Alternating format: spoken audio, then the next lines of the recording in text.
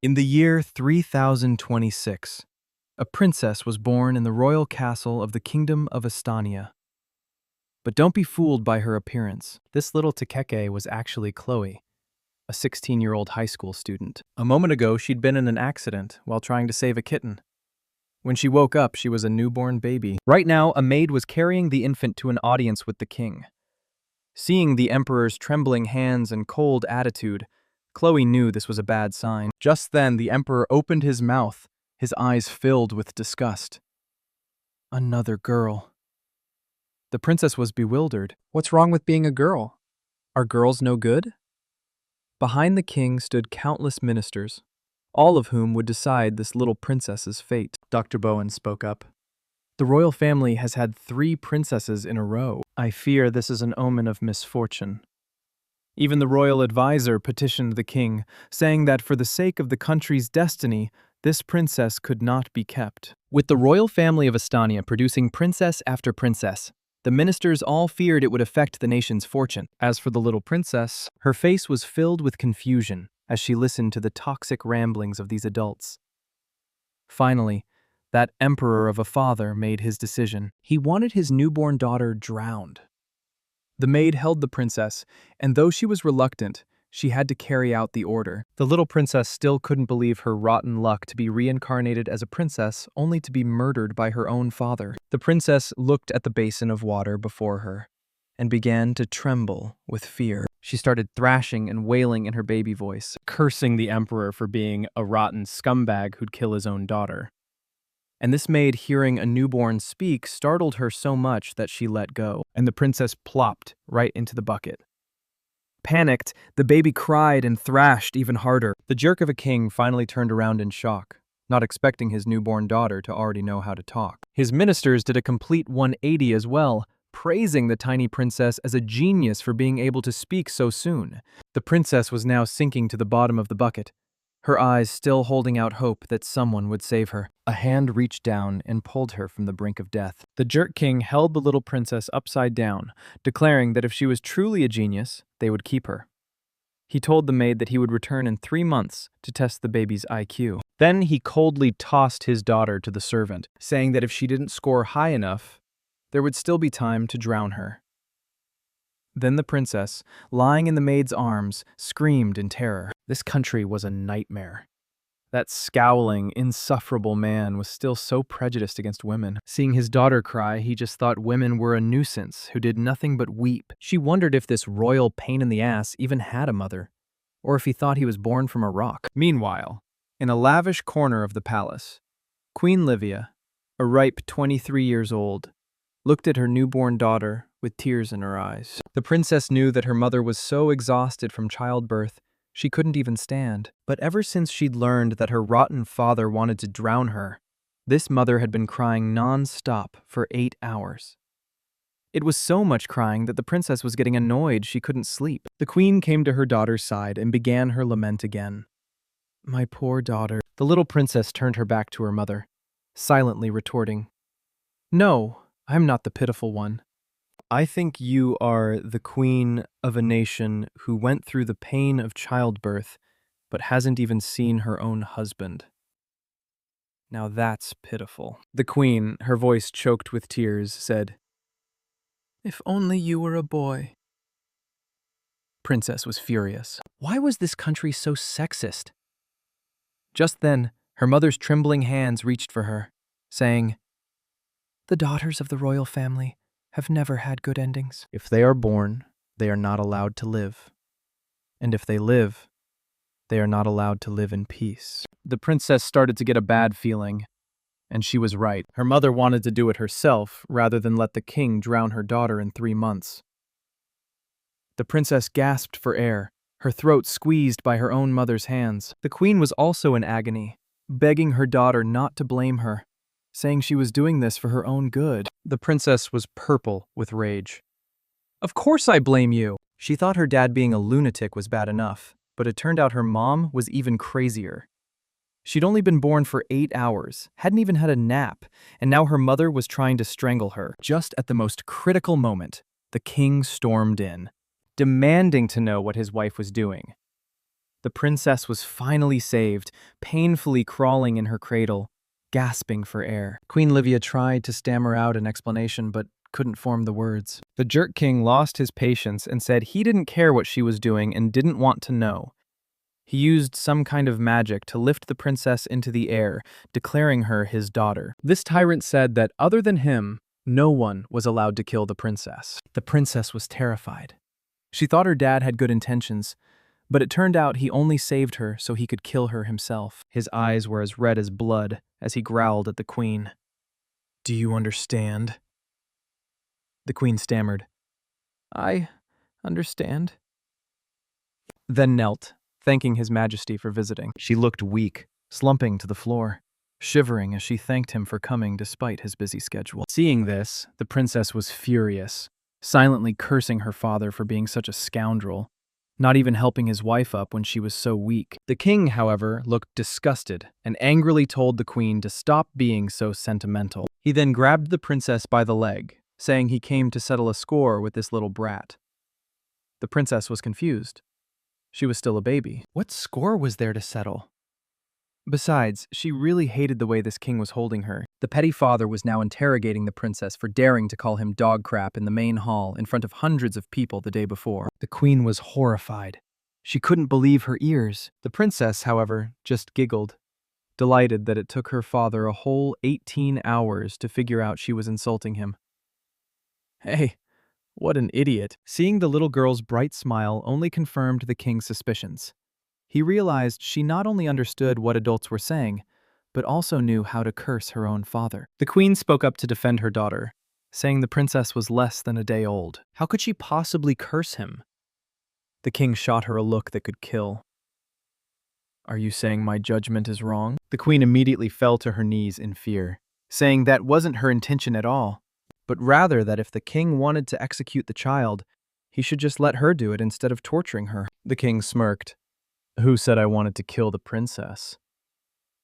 The queen looked up, a gash on her forehead from prostrating herself so fervently, and asked him with suspicion what he was doing here. The princess also looked displeased, wondering what his intentions were. That rotten jerk of a king actually smiled at his daughter and said he was here to give her a name. Hearing this, the little princess looked at her father in a new light, trying to act obedient to get a decent name. Seeing his daughter like this, the king had a fleeting thought that she was actually kind of cute. The queen, both happy and curious, asked what name His Majesty intended to give the princess. He smiled and said a single name: Atoria. He named her Princess Atoria. The queen, hearing the name, beamed and praised it. What a beautiful name. But her deadbeat dad replied, "Atoria. It means ill-fated star in the old tongue." Hearing her father give her such a name, the princess absolutely could not accept it. She couldn't believe there was a father in the world who would name his own daughter, his biological daughter, something like that. The king's mind was still full of prejudice. He believed that because of this baby's birth, the Western Empire had declared war on his country, and 300 ministers were petitioning him to execute her.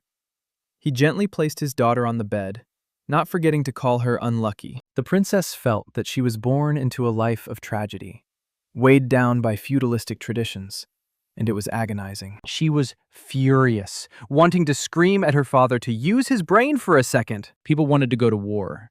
They would have gone to war whether she was born or not. After he was done, he walked out, saying before he left that the two of them could rest assured before he returned. No one would dare harm the queen and her daughters.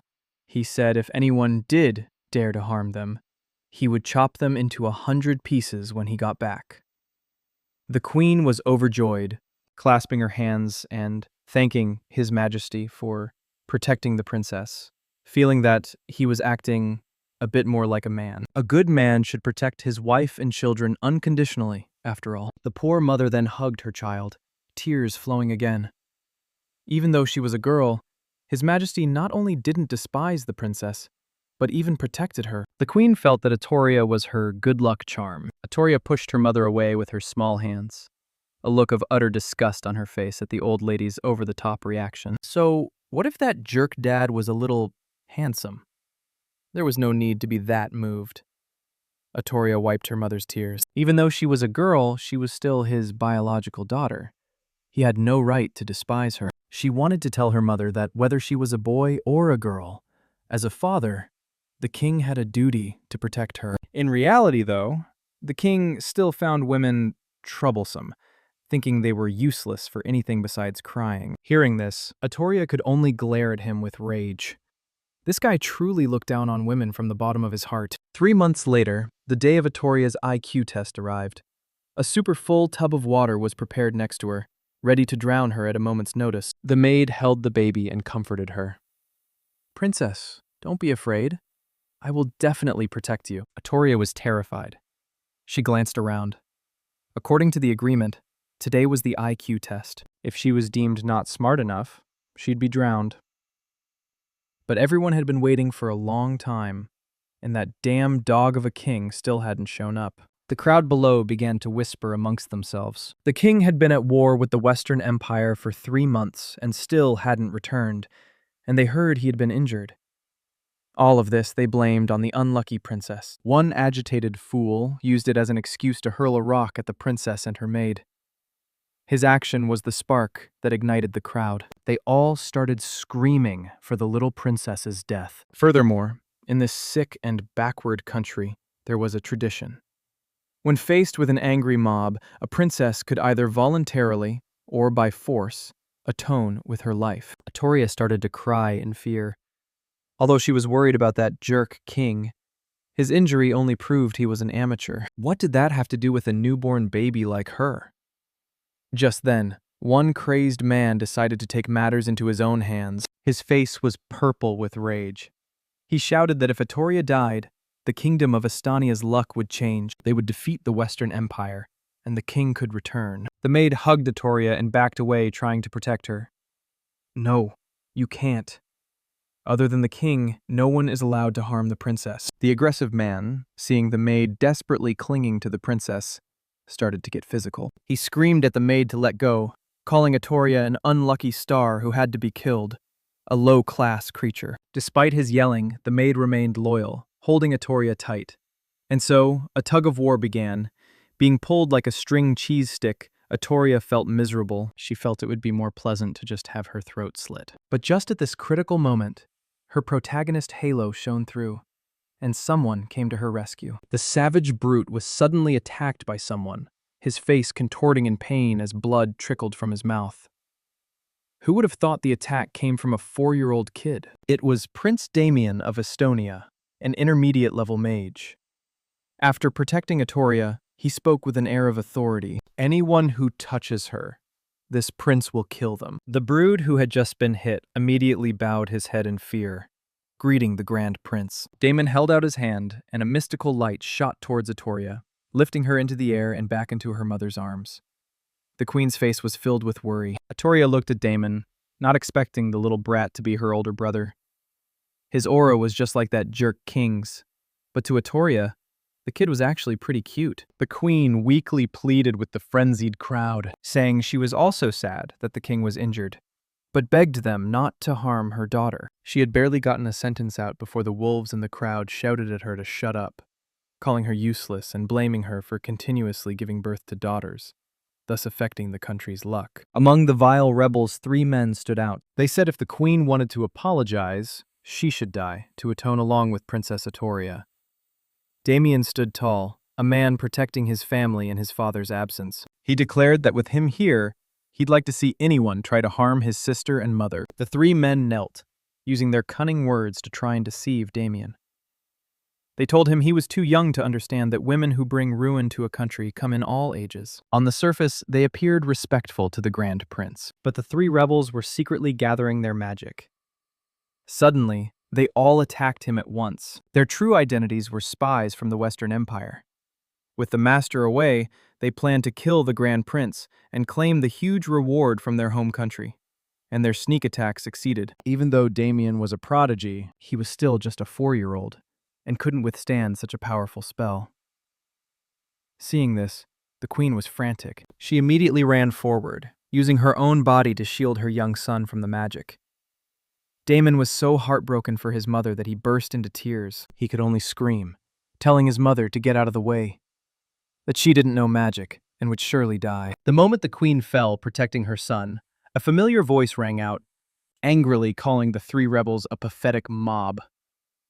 A green dragon appeared, formed from the pure magic of a king. The king of Estonia had finally returned, which meant those traitorous spies were about to pay the price.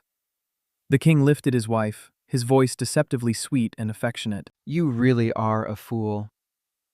So weak, yet you still rush into danger." Hearing his father's intense words, Damon thought, this must be the legendary love bites he'd heard about. Atoria, on the other hand, was indignant, silently cursing the jerk king. His wife had been so brave, and he couldn't even offer a single compliment, showing that disgusting attitude instead. The queen, however, was overcome with emotion to see the king alive. She leaned against his chest and smiled happily, much to the horror of Atoria, who was about to be squashed into a sandwich. The lead traitor was still running his mouth, insisting that the king's misfortune was surely the fault of those two women, and begged him to execute them to maintain the country's peace. Seeing these pathetic men blame women for their own incompetence on the battlefield, Atoria was furious. She and her mother would never take the fall for this. The king just let out a dry laugh. He held his wife and daughter close. "My woman, my daughter. Does a pathetic mob like you have the right to comment on them?" His magic flared, and the mob began to panic, trembling as they asked the king what he was doing. As the magic tightened around their throats, the pathetic fools probably had their answer. The men screamed like pigs being slaughtered, still claiming, even as they were about to die, that they were doing it for the good of Estonia. The clever little princess saw through their lies in a second. Killing the princess and queen is for the good of Estonia. They're probably spies from another country. King just gave a cold smile. With a clench of his iron fist, the mob was squeezed tighter until a slimy green liquid oozed out, staining the floor. Everyone was shocked to realize it was dark energy, a magic only possessed by those who walked an evil path. While everyone was still confused, the king confirmed their suspicions. On his expedition against the Western Empire, his army's plans were known to the enemy before they even mobilized. It was because of this pathetic mob that Astana suffered a major defeat. With heavy losses and the sacrifice of 300,000 brave soldiers in front of everyone present, the king walked towards his son and suddenly knelt. "Damien, your father has failed you." As soon as he finished speaking, a magical portal of light appeared. Two figures in full armor stepped out. They said it was time, and that Prince Damien was to come with them. The king immediately encouraged his son to go with them, telling him to learn their techniques well and not to disappoint him. Damien now understood. This was why his father had apologized. He was hurt but understood and could only obey his father even though he didn't want to. His small feet walked towards the portal, stepping into the great magical light. Before he left, he said a few brief words of farewell to his father, mother, and Atoria. Finally, Damon disappeared. Seeing her father's smirk afterward, Atoria felt incredibly indignant, silently cursing him as a scoundrel. The country had suffered a major defeat. Over 300,000 men had died, and he had just sold his own son. Yet he wasn't sad at all, and even looked happy. She began to think seriously, suspecting that maybe he had lost the battle on purpose. But for what reason? The king stood before the throne and reassured everyone. He said the prince's departure would buy them 10 years of peace. Hearing the number 10, the queen couldn't help but feel heartbroken for her poor son. Atoria just spat contemptuously. Based on his detestable face, she was sure he lost on purpose. There had to be some secret. Just then, that rotten hand reached for her. The king lifted his daughter by the scruff of her neck. "It's time for the intelligence test." The queen, sitting nearby, felt incredibly anxious. The feelings of a mother who had just parted with her son and now had to witness a test that would determine her daughter's fate were truly agonizing. The court officials below began to whisper. It was the first time in years they had seen someone so young take an intelligence test. They didn't even know if Princess Atoria could understand the questions. The jerk king coldly told his daughter that the kingdom of Estonia had enough princesses. If she wasn't a genius, she didn't need to live. Atoria was enraged, repeatedly cursing her wolf of a father and her slurred baby talk, and kicking him in the face. After a struggle, she grew tired and flopped down. She thought this king was truly insane. If every parent demanded their child be a genius and killed them otherwise, wouldn't the human race go extinct? The king was furious, too, and tossed her onto a nearby cushion. I see you've started cursing your father again. It seems this little brat is confident. He then smiled and ordered the test to begin. Dr. Bowen would be administering the test. This intelligence test has 3 questions in total. We will do them one by one. If the princess fails to answer any question correctly, she will be drowned immediately. If the princess answers all 3 questions and is proven to be a genius of Astana, the king will treat her generously. He then smiled at Atoria, telling her that when the question was asked, she could just clap her hands to indicate the answer. He even patted her head, saying that if she could speak, it would be even better to just say the answer directly. The doctor's hand glowed with magic. This was the first question. White doves immediately flew out. The doctor said, "Princess, look! There are 7 birds in total." Suddenly, 4 of them die. As he spoke, 4 small bird carcasses fell in front of the princess. A vivid illustration. The question is, how many birds are left in the sky? The old royal advisor stroked his beard in disapproval. This was a 7th grade math problem. Even if the princess wasn't a prodigy, how could she answer something so difficult? Atoria was confused. Isn't this just 7 minus 4? What's so hard about that? She let out a little cry and held up 3 fingers. She thought, even if I can't speak clearly, they can see my hand gesture, right? Besides, is such a simple question really for 7th graders? Is the math level of people in this world really that bad? The queen's face bloomed like a flower, congratulating Atoria for answering correctly.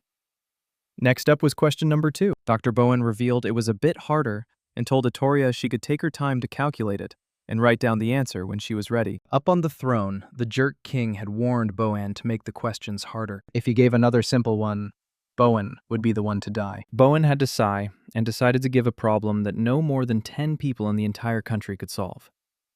If the princess could do it, she would be incredible. But deep down, the doctor felt His Majesty was just making things difficult for his own daughter. A child this young, even a genius, couldn't possibly solve this question. That rotten king still demanded the doctor give a very difficult question, preferably one no one had ever solved before. The royal advisor had to speak up for the princess, asking the king if he really intended to drown the princess right in front of the queen. He just smiled and said he knew what he was doing, then urged the doctor to ask the question. After a few seconds of scribbling, the high schooler and Princess Abadi proudly showed off her answer. A question like this, Atoria thought, was only 3rd grade level.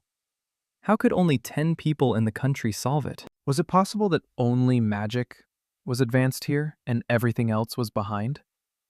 Dr. Bowen held up the answer, his eyes nearly popping out of their sockets in astonishment. The question was, on a math test, the class average was 91.2. There were 21 girls with an average score of 92, and the boys' average was 90.5. How many boys were in the class? Atoria's answer was 24, completely correct. The royal advisor couldn't contain his excitement and hugged Atoria. He congratulated the king and queen, affirming that Princess Atoria was an outstanding genius, solving such a difficult math problem at only 3 months old. What was more surprising was that the princess could not only speak and write, but also read and understand. The royal advisor excitedly declared Atoria a once-in-millennium genius. He happily lifted her and spun her around. The king also nodded in agreement that the problem wasn't easy, and Atoria solving it was not bad, but he was still not satisfied. He contemptuously asking Dr. Bowen, "Is that all you've got?" He used magic to take a story from the royal advisor's hands. This final question, the jerk of a king wanted to ask himself. He reached out and used his magic to pull something from Dr. Bowen's pocket. A capsule-shaped object flew out, causing the doctor to watch it with a pained expression. The king said he remembered there were quite a few treasures in this spatial pouch of his. He opened the capsule, and countless objects flew out, all from the Middle Ages. The princess watched with wide eyes, completely thrilled. This magic was so cool. The king chose something that looked like a wooden box from among the objects, covered in all sorts of charms. He said it was a piece of music from 1,000 years ago, but had been severely damaged. He told Vittoria that if she could restore it, he would spare her life. Dr. Bowen was shocked. He bluntly told the king this was going too far. This was an artifact from a great being from before the blue planet was destroyed. Even if the princess was a prodigy, she couldn't possibly restore such an ancient piece of music. Vittoria was just as shocked. The blue planet she just heard. Could it be Earth? Vittoria tried to console herself. Maybe it was just a coincidence. Just then, the music began to play. She had to admit the things in this magical world were truly amazing. This jerk king hadn't done anything, just flicked his finger, and she could hear the music. However, Vittoria was truly at a loss.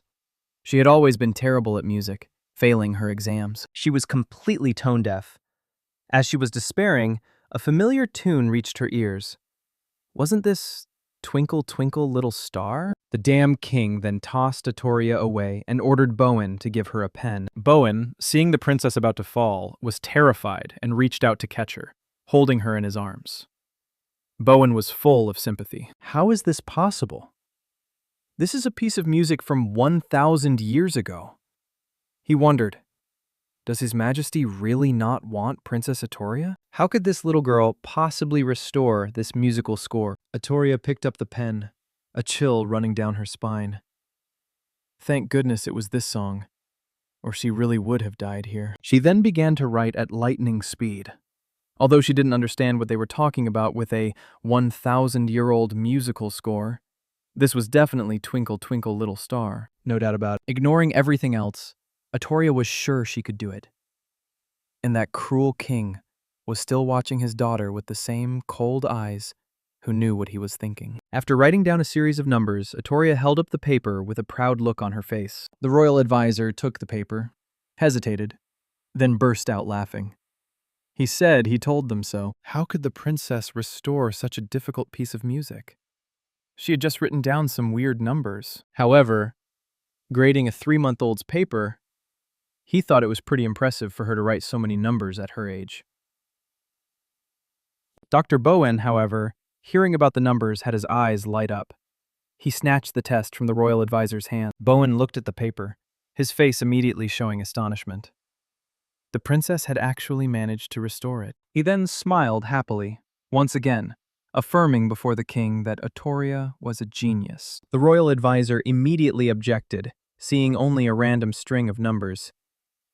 Bowen looked at him with disdain. He explained that numbers were one way to write music, and even mocked the royal advisor for being uncultured. He waved his hand using magic to play the music from Vittoria's numbers, proving to the royal advisor what art was. The childhood melody rang out. Twinkle, twinkle, little star, how I wonder what you are. The entire palace listened in awe, marveling at how beautiful the complete song was. The princess was now recognized as a prodigy. Vittoria couldn't believe her own mediocre skills were being hailed as genius level. She thought these people were just too ignorant. The jerk king suddenly grabbed her by the neck, lifting her up before the worried eyes of the queen. He flew with Vittoria high into the air. The court officials were all stunned, not understanding where he was taking her. Vittoria was starting to feel dizzy. The jerk king quickly noticed her discomfort. He smirked and asked Vittoria if she liked this feeling, then said he would speed up so she could feel it more clearly. He shot off like an arrow into the vast space beyond. Vittoria felt like she was about to meet her maker. She could only silently curse the inhuman jerk king. She was just a baby. Was he trying to kill her by flying this fast? Finally, he chose an empty, bright, and airy place to stop. The king threw out a small, glowing orb, and a barrier was immediately formed. He then roughly threw Vittoria down onto the magic circle. The king seemed quite satisfied. Now, no one could bother them. Despite Vittoria's extreme panic, he continued to look at her with scrutinizing eyes. His hands glowed with intense magic, and his attitude suddenly became so furious he could have killed her at any moment. He interrogated Vittoria. Who are you? Where did you come from? How old are you? Male or female? Atoria was terrified, her whole body trembling. She didn't understand what he was saying. She only knew that with his tense attitude, she could be killed at any moment. He summoned a dagger filled with magical energy and began to expose her. His footsteps drew closer.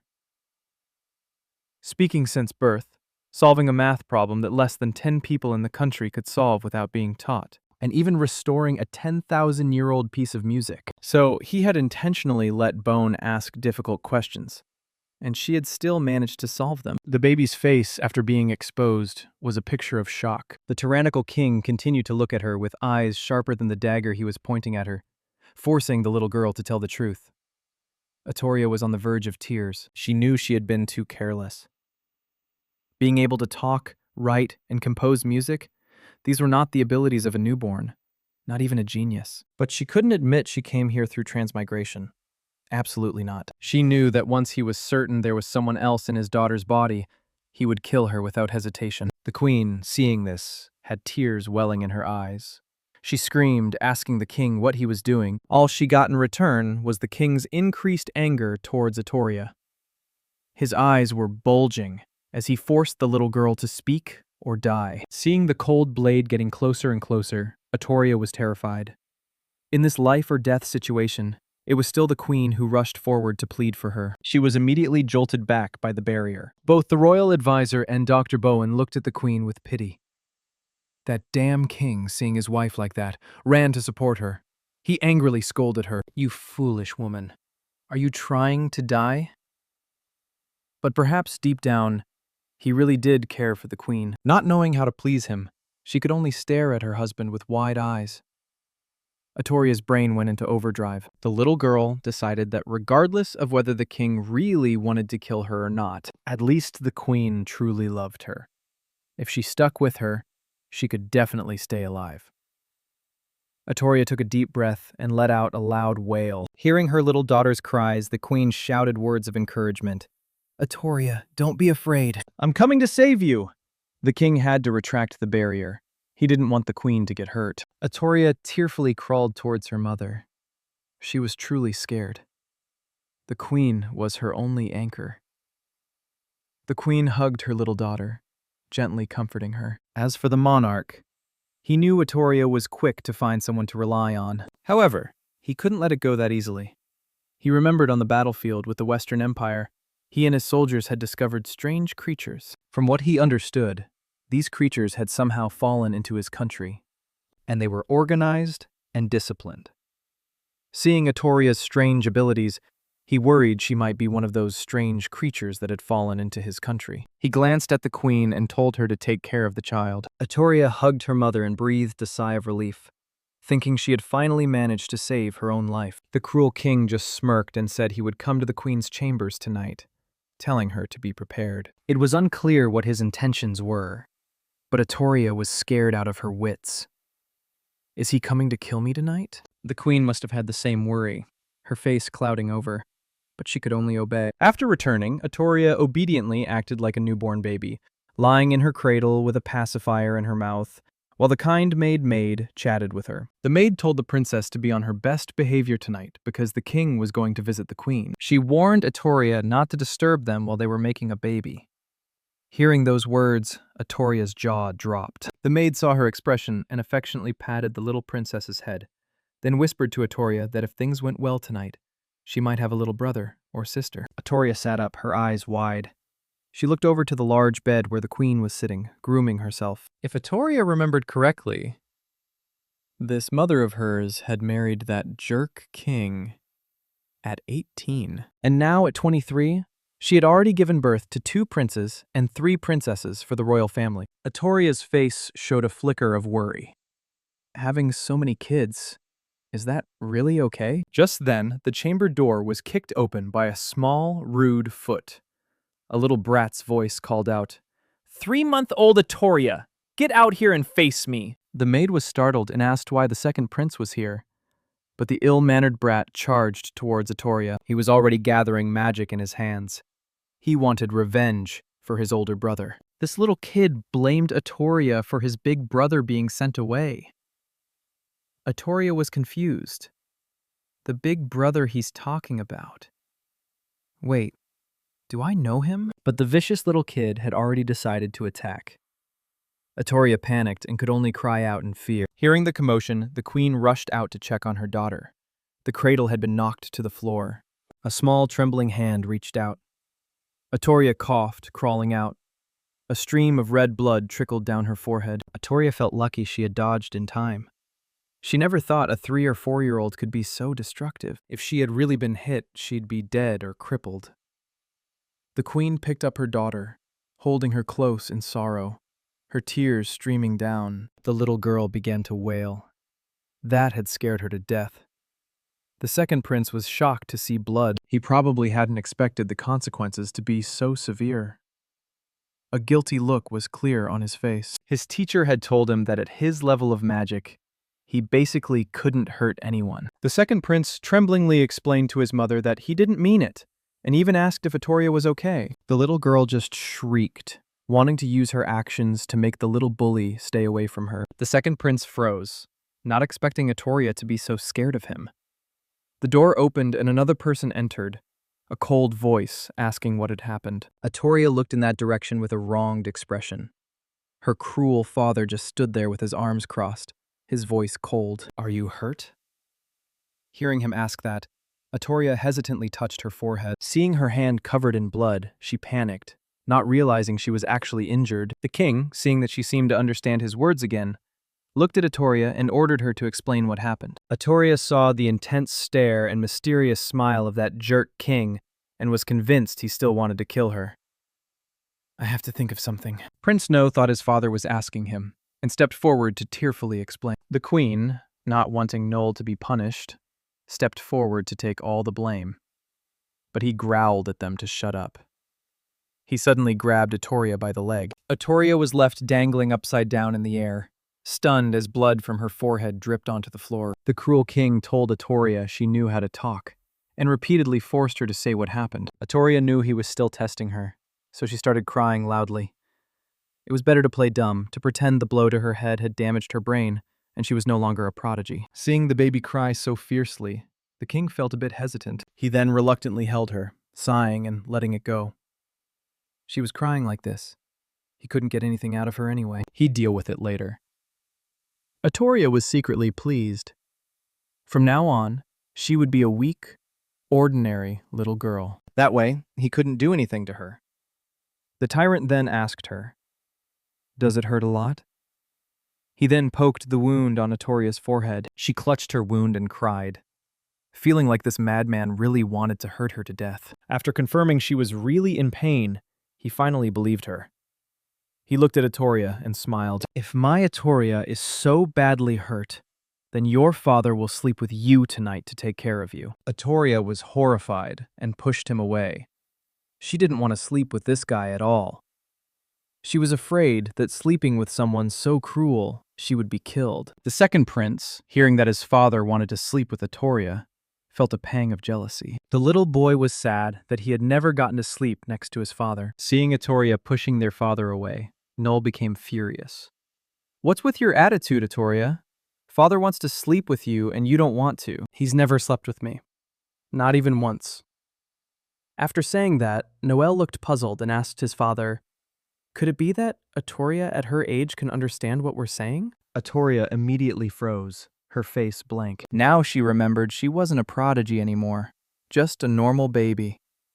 She shouldn't be able to understand what the second prince was saying. She forced a strange smile, convinced that this was how a normal child would react upon seeing their father. Atoria held out her small hands, smiling and asking for a hug. This act shot straight to N's heart. In that moment, he found his annoying little sister quite adorable. The king just smiled and told Noel maybe next time. The king coldly told the queen he didn't need her services tonight. He told her to leave if she had nothing else to do. He and Atoria were going to sleep. The queen, who had gone to so much trouble to prepare, could only bow her head and obey. The maid was heartbroken, thinking the king had come for the queen, only to see the queen fall out of favor. The entire royal palace was shrouded in the quiet darkness of the night. In the king's chambers, the little treasure Atoria was lying next to the jerk king. She was so sleepy, her eyes were drooping, but she encouraged herself not to sleep. She had to persevere. If she fell asleep, that jerk king might kill her. Atoria told herself that even if she had to die, she would die awake. Atoria tried a little too hard, to the point of thrashing around in the night. The king, who was lying there, suddenly felt the movement and opened his eyes. He saw that this little girl was still awake at this hour and knew something was not right. He secretly began to gather magic, intending to kill Atoria. Better to kill an innocent than to let a strange creature that could destroy his kingdom live. His murderous hands drew closer to the little girl. Unexpectedly, after all her struggling, Atoria couldn't resist any longer and fell sound asleep. Seeing this, the king stopped.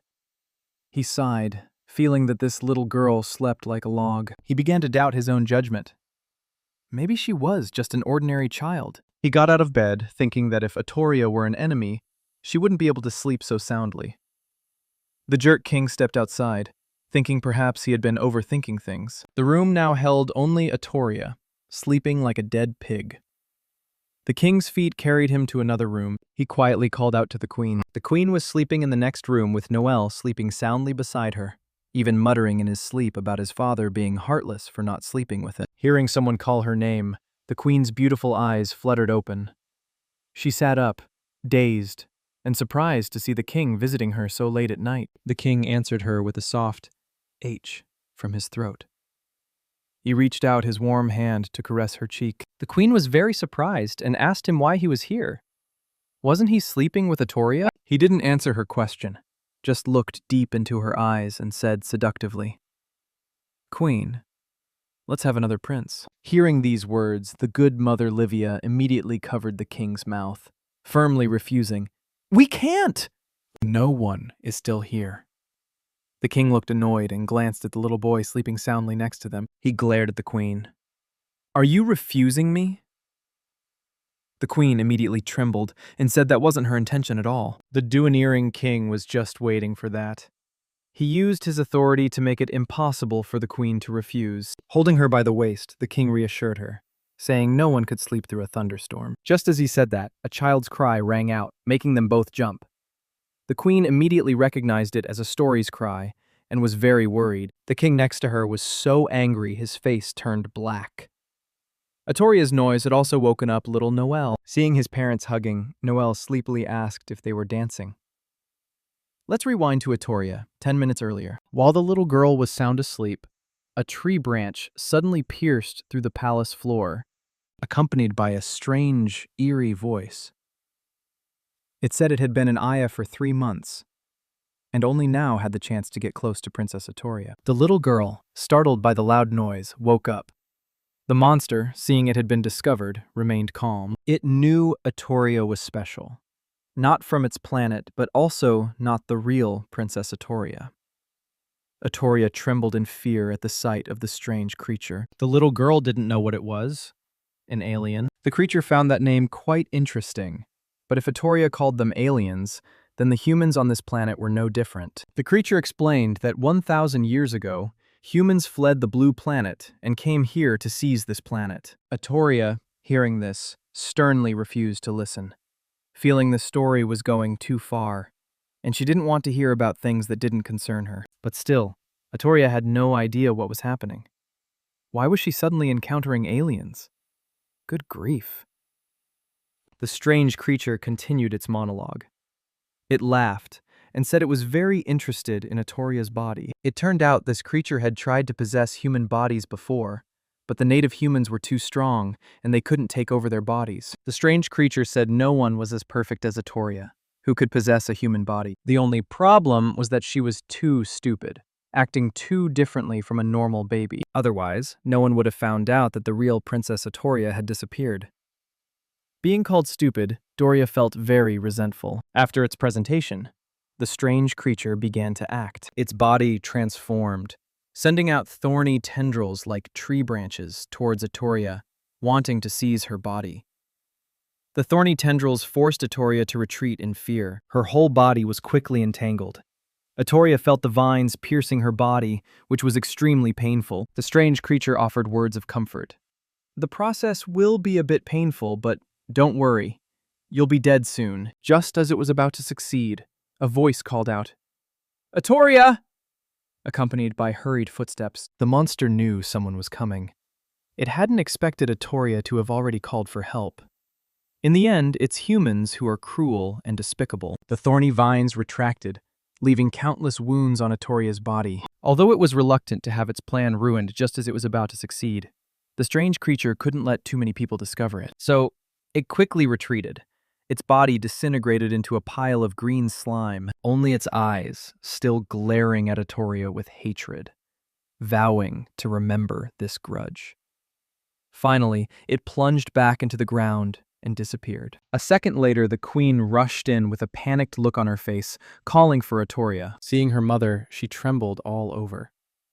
At that moment, a series of beep-beep sounds rang out. The king frowned and quickly warned everyone to be careful, simultaneously casting a defensive spell over the queen. They then discovered a bomb right in front of them, with only a second left before it exploded.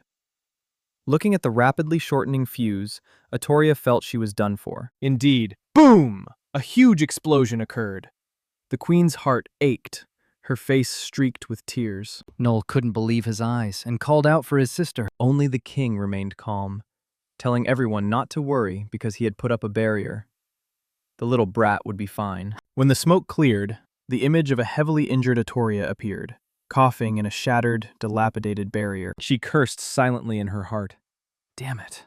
It seems that jerk king still suspects me.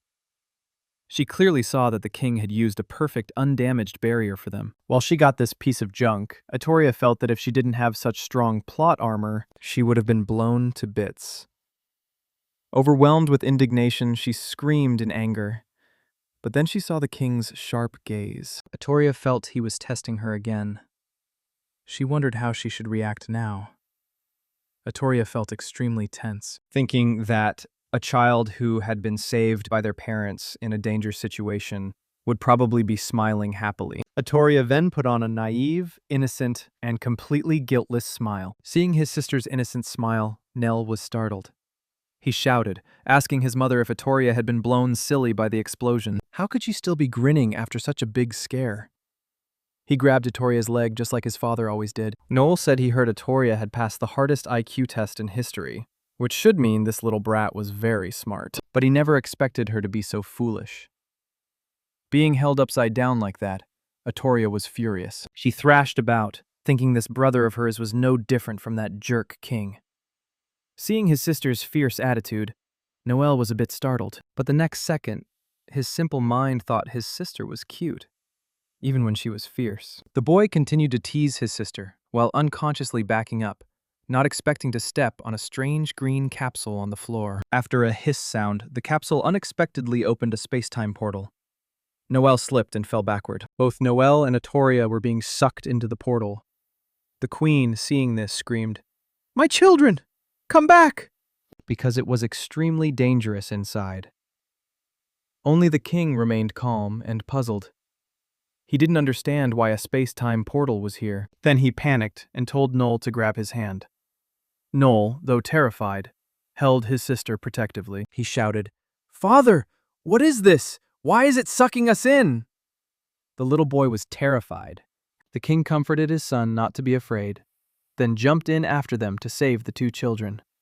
The space-time portal then closed, leaving the queen alone in the room, kneeling on the ground with a dazed look and the fear of losing her children. Meanwhile, in the royal garden, the little green creature, having fled in a hurry, now realized it had lost its space-time capsule.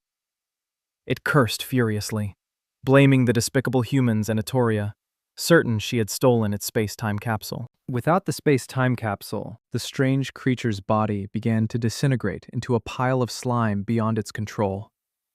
Without that portal, it couldn't return to its home planet to replenish its energy. Just like that, the strange creature turned into a strange, plump green sprout in the royal garden. Although it had become a sprout, the creature could still hear and see everything around it. At that moment, it sensed a group of people approaching. It was the third princess, 2-year-old Princess Dahlia, leading her younger sister, the 1-year-old fourth princess, Princess Luna, to visit their mother after hearing a loud explosion. Princess Luna's eyes spotted the fat green sprout on the path.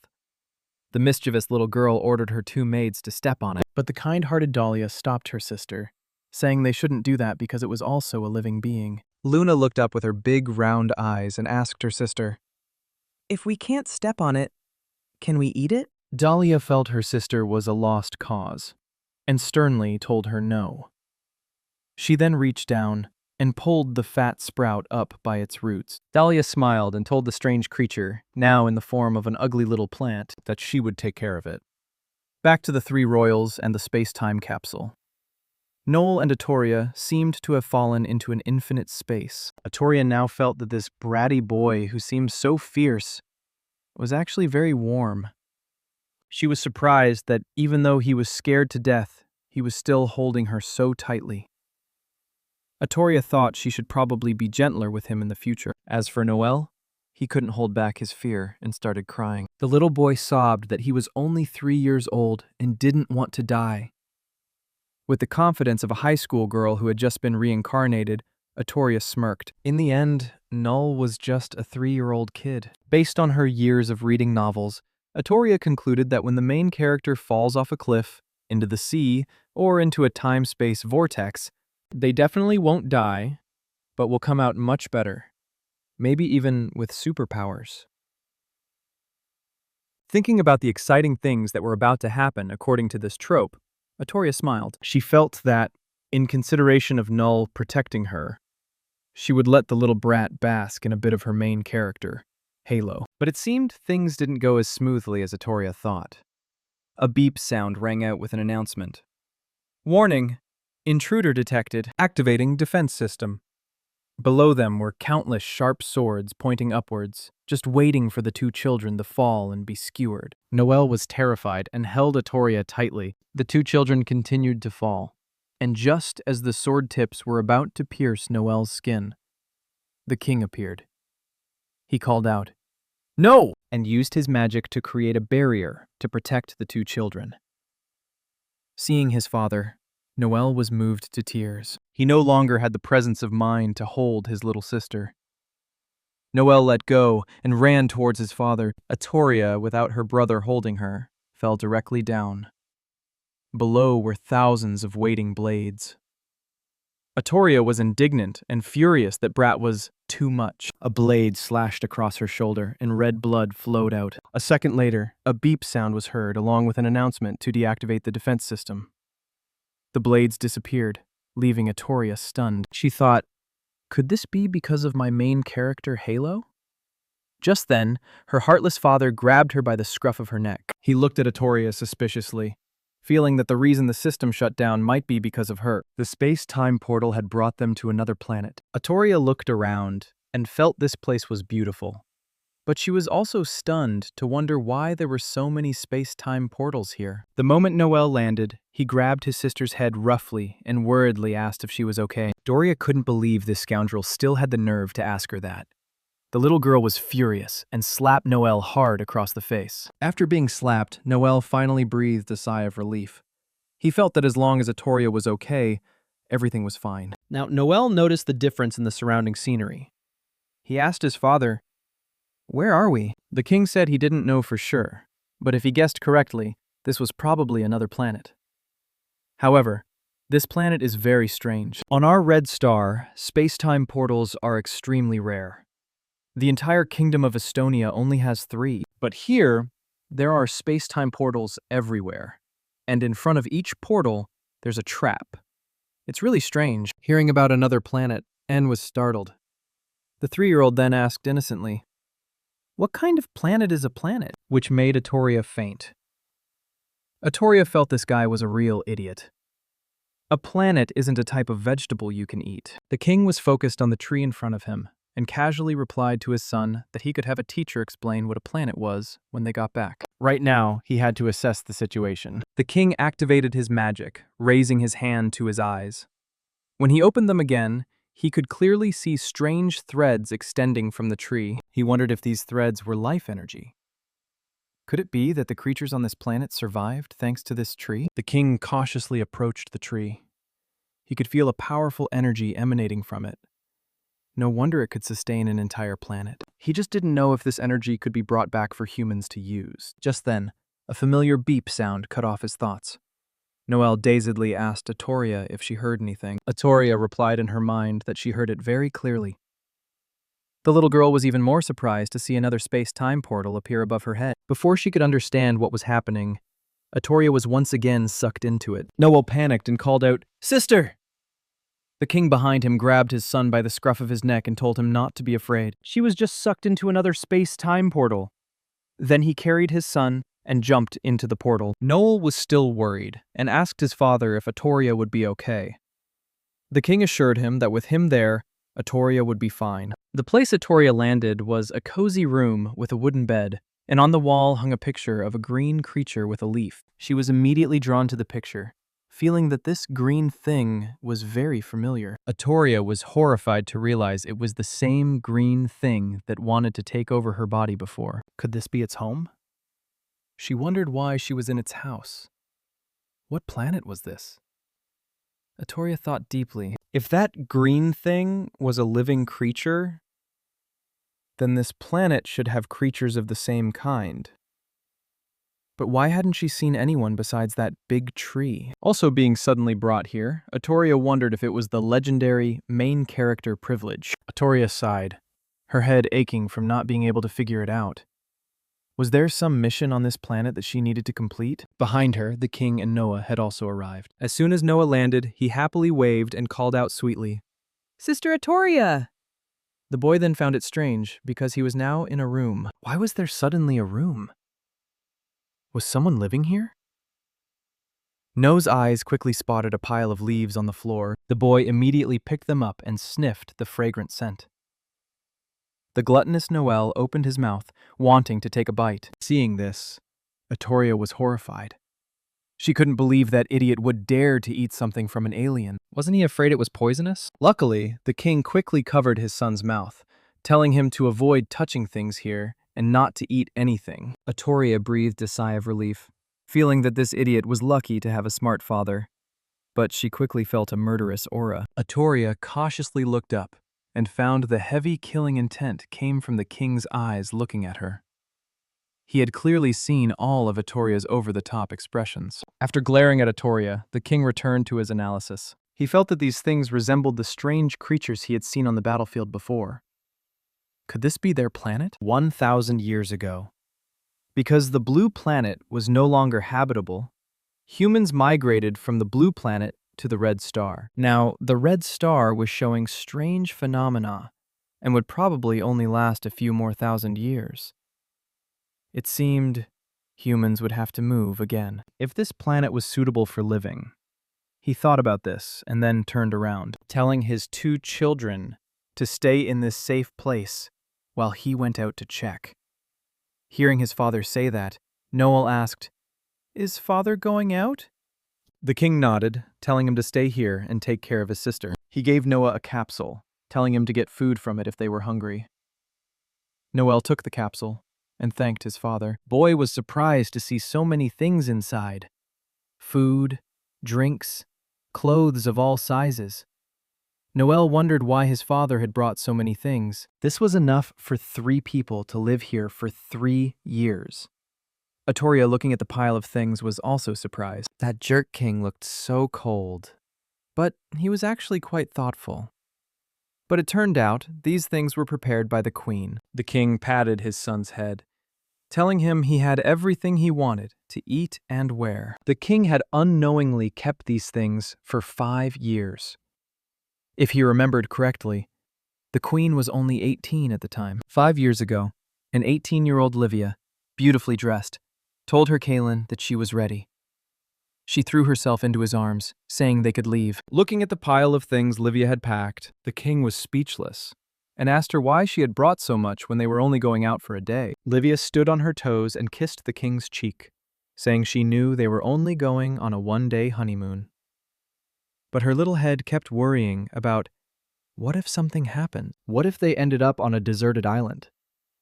What if all the ministers couldn't find them and they had to survive on the island for a few years? The king listened and smiled softly, then gently flicked the queen's forehead. There aren't that many what-ifs.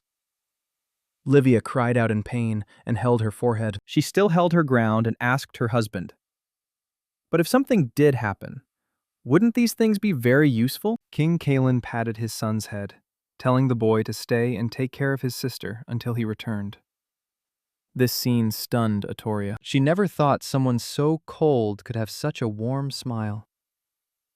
She wondered what Kalen had just remembered to become so gentle. After the king left the next morning, Atoria was still sound asleep in this strange bed. The moment she opened her eyes, she saw Noel staring at her.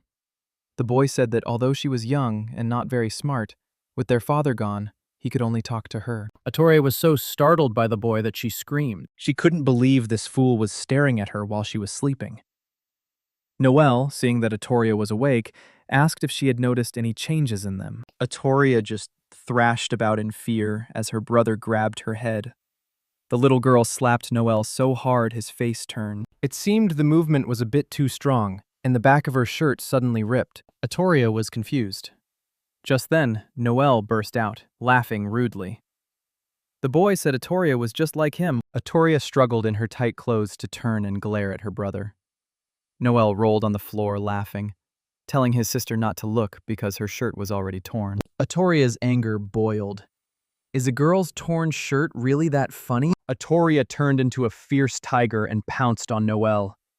The helpless brother was bitten and scratched all over. After getting a good beating, Noel finally learned to speak properly. The boy meekly explained that he didn't know why, but when he woke up this morning, his clothes had suddenly become smaller. After changing into new clothes from the capsule, Noel was surprised that the clothes his father had left for them hadn't changed. She thought it wasn't that the clothes had gotten smaller, but that they had grown. The next day, the little girl, who was only a few months old, could now stand firmly on both feet, and her hair had grown much longer. Atoria looked at herself and thought that growing up like this was a bit too fast. Next to her, a button on Noel's shirt popped off and hit her on the head. Noel could only laugh awkwardly and apologize to his sister. The boy also noticed that he seemed to have grown taller again. On the third day, Noel came to Atoria crying for help, making her sigh. In the boy's hand was a small tooth mixed with blood. Noel cried that he was coughing up blood and was about to die. Atoria looked at him with disdain and told him it was just him losing a tooth. What was he crying about? In her heart, she cursed that jerk king, who had been gone for 3 days, and she didn't know when he would be back. The 3-year-old boy was still being a nuisance, grabbing Atoria's hair and crying that he didn't believe her. Certain that coughing up so much blood meant he would die. Atoria sat on the bed, lost in thought. This place was too strange. They had been here for 3 days, and their bodies had changed as if it had been 3 years. On the 4th day, the second prince's hair was longer than his body. The boy told Atoria he had a question. Atoria coldly told her brother to just say it. Noel's question was, no one had taught Atoria to talk, so how did she suddenly know how to speak? Atoria was startled. That's right. Although her body had grown, she still only had the intelligence of a normal child. How could she suddenly know how to speak in just a few days? Atoria had to come up with a reasonable excuse. The little girl finally put on a cute act and praised her second brother for being so smart. Atoria looked at second brother, heard second brother speak, and Atoria doesn't know why she knows how to talk either. This adorable answer directly captured the second prince's heart. It was now the 5th day. Atoria stood before the space-time portal and told her second brother that they weren't waiting anymore. They had to go out. Noel was shocked. The boy still remembered his father's words, to wait. Atoria was adamant that they couldn't wait any longer and told Noel to look at them. In just 5 days, it was as if 5 years had passed. This place was so strange. Atoria asked Noel if he had ever thought that their father being out alone for so many days without returning might have encountered some trouble. Hearing the word trouble, Noel panicked. The boy trembled and asked Atoria, "Father is so powerful. How could he possibly run into trouble?" Atoria then took her second brother's hand and said firmly that they couldn't hesitate any longer.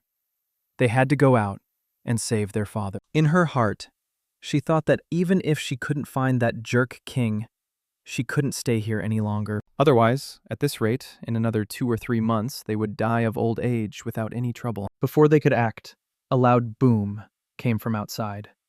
and a swirling wind rushed in, as if trying to suck everything out. No one thought there was a tornado outside.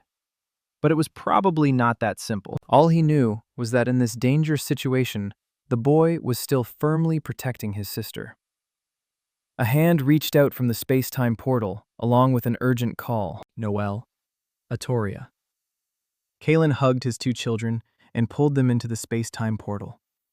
Noel was very confused and asked his father what was happening. Kalen's eyes blazed with fire. He told his son not to say anything. This place was extremely dangerous. After they got out, they stopped right in front of that tree. The storm hadn't stopped. A meteorite object shot out from the strange tree towards them. Kalen created a barrier to protect them, but unexpectedly, the barrier was easily shattered by a single impact. The meteor shot towards the two small children. Noel hugged Atoria, could only call out for his father in fear. In the moment of danger, Kalen didn't hesitate to use his own body as a shield for his two children. Nell was so heartbroken for his father that he trembled and cried. Atoria didn't understand. Didn't this king always want her dead? Why was he protecting her like this? Did he want to die? After taking that hit, Kalen was injured to the point of coughing up blood and stumbling. Seeing the red blood fall, Noel became even more panicked and confused. The king wiped the blood away, trying to act like he was fine for his children's sake. He said he was okay and that they would stay here for a while. They could leave when it got dark. Looking at the wound on the king's back, Atoria cautiously asked her father about it, and even offered to apply medicine for him if he had any. The king, with the same attitude, replied that he was fine. It was only then that he noticed how much the two children had grown in just 5 days. This only raised more questions in Kalen's mind. What was with this planet? Only the 3-year-old Noel remained naive. The boy told his father and sister to rest, while he volunteered to protect them. Before he could take a few steps, Noel cried out in pain. It seemed the two children's long hair had gotten tangled in the strong wind. Nell whimpered in pain, repeatedly telling Atoria not to move. Atoria was in just as much pain, feeling like her scalp was about to be ripped off. As evening approached, the space became noticeably calmer.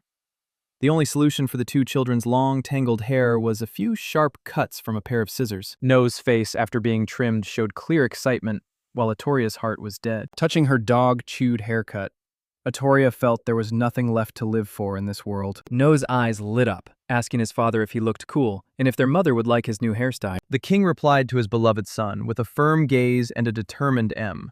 Then, he became thoughtful again. He was thinking about his foolish little woman, knowing that she had probably cried so much these past few days that her face was distorted. Story was still crying over her hair. The little girl asked her father when they could leave. The king replied that they would have 30 seconds to leave, when darkness completely covered this place. The king was still regretful that in 5 days he had only managed to gather a small amount of energy. As it got darker, and when the darkness had completely enveloped the space, with a color as black as ink, the children became more and more anxious to leave. Atoria also noticed something coming out of the great tree. Small shadows, with cute faces, like little spirits, flew all around the big tree. Their mystical light made Nonol and Atoria exclaim in admiration. The little girl pointed to a small spirit and naively told her father to look. They even had eyes. How cute. But Kalen's eyes were filled with tension when he saw them. He worriedly told his children to be careful. Just as he finished speaking, the spirit nuzzled against Atoria's chubby cheek as if to be friendly. Holding 2 small orbs, Atoria asked her father what he had said to be careful about. Kalen froze and replied, "Nothing." He thoughtfully wondered why they were so friendly with Atoria. He remembered 3 days ago when he saw those orbs coming out of the great tree. He was thinking of a way to get the energy orbs out of the tree, and unexpectedly, they came out on their own. Kalen thought it was a good opportunity and reached out to grab an orb. These small bubbles contained a huge amount of energy. If he could collect them and bring them back for research, humans might have a major breakthrough. But when Kalen touched the bubble, it immediately exploded and his hands started bleeding profusely. He never expected this cute, harmless-looking thing to be so powerful. If Atoria or Noel had touched it, their arms would have been done for. Back to the present, Kalen strengthened the barrier and told his young son to stay inside and not move. He stepped outside and saw Atoria absorbing those energy bubbles. Atoria kept absorbing them. The little girl excitedly called for her father to come over. Atoria found these bubbles very magical. After they entered her body, she felt great, full of energy. The little girl casually punched a nearby rock, and unexpectedly the large rock immediately shattered into 100 pieces. Seeing this, Noel's face turned pale. While Atoria was surprised by her own power, she thought it must be her main character, Halo, that had given her superpowers. Noel, on the other hand, was terrified. The boy told himself not to provoke his sister in the future, or her punch would send him on a one-way trip to visit the worms. Kalen smiled. He found this very interesting, because those energy balls were clearly meant to replenish the energy of the creatures on this planet. Humans would explode upon contact. Even he was injured, yet the little girl could absorb them. The king became even more determined to investigate this little girl more thoroughly. Just then, a strange, cold wind blew past. Kalen knew it was time. He quickly grabbed Noel and Atoria. The moment the three of them left, a massive explosion occurred in the area of the great tree. The two children screamed in fear. The danger wasn't over. Thorny tendrils shot up from the ground. They wrapped around Atoria's hand, pulling the little girl towards them. Atoria panicked and could only call for her father, but Kalen only responded to her plea with a cold look before turning his back on her. Even Noel could only watch his sister helplessly. Atoria's eyes were filled with despair and hurt. Her hand still reached out helplessly. We've lived together for so long, and he's just going to leave me like this. She remembered back in the 21st century, when 5-year-old Chloe also had to witness her parents' conflict, their divorce, and them pushing the responsibility of raising a child onto each other without considering their little daughter's feelings. Thinking about that, Chloe, in the form of Atoria, felt even more sorrowful. Even her own biological parents didn't want her. How could this jerk king possibly want her? But as her tears of sorrow fell, a voice responded. Ugly thing. What are you crying for? Atoria was very surprised to see Kalen had returned. She smiled and called out, Father! Then asked if he wasn't abandoning her. Kalen drew his sword and just gave a cold. With sharp slashes, he cut down the thorny vines. Finally, he took Atoria's hand. The king's attitude changed in a second. He suddenly grabbed the little girl's shirt. He told Atoria that the space-time portal was about to close. Her brother was waiting outside and they had to go quickly. And so Atoria was roughly thrown into the space-time portal by her father. After safely returning his daughter to the space-time portal, Kalen himself was entangled by those vines. He never expected these vines to grow so quickly. Atoria, with tears in her eyes, could only turn back and call for her father with a weak voice. The king, while struggling, sternly told his daughter to go and leave him. The moment the king's entire body was swallowed by the ferocious vines, Atoria still wondered, did he sacrifice himself for me?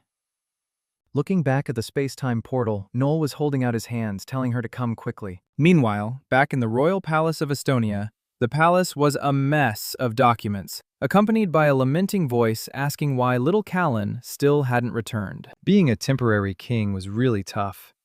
A man with a half-demonic appearance sat slumped in a chair. He was bored of reading piles of trashy documents and had no time to admire pretty girls anymore. This man was temporarily helping Kalen manage the country's affairs. While he was complaining, he suddenly saw a capsule moving towards him. He happily realized it was a space-time portal. 5 years had finally decided to come back. He tossed the capsule into a spacious area. Atoria immediately tumbled out, thankfully caught by the man. This demonic man began to exude his charm, asking, Such a beautiful little girl. You must be Princess Atoria, right? Atoria looked at him, her face turning green. She wondered who this guy was. Just then, from the space-time portal, a shout was heard, followed by a pair of legs. The demonic man was stunned, not expecting another person. The moment Noel landed with a thud, the demonic man sprang aside to avoid him. Noel sat up, a large bump on his head, groaning in pain. But seeing the demonic man, the boy's eyes lit up, and he called him Uncle Alan. Alan just clicked his tongue and grimaced, showing his disdain. Who is this ugly brat? Noel thrashed under his uncle's prejudiced shoe, saying he was Noel. Hearing that it was Noel, Alan's face changed and he warmly welcomed him. Noel then anxiously told his uncle that his father was still trapped inside and to go save him. Just as he finished speaking, the space-time capsule exploded.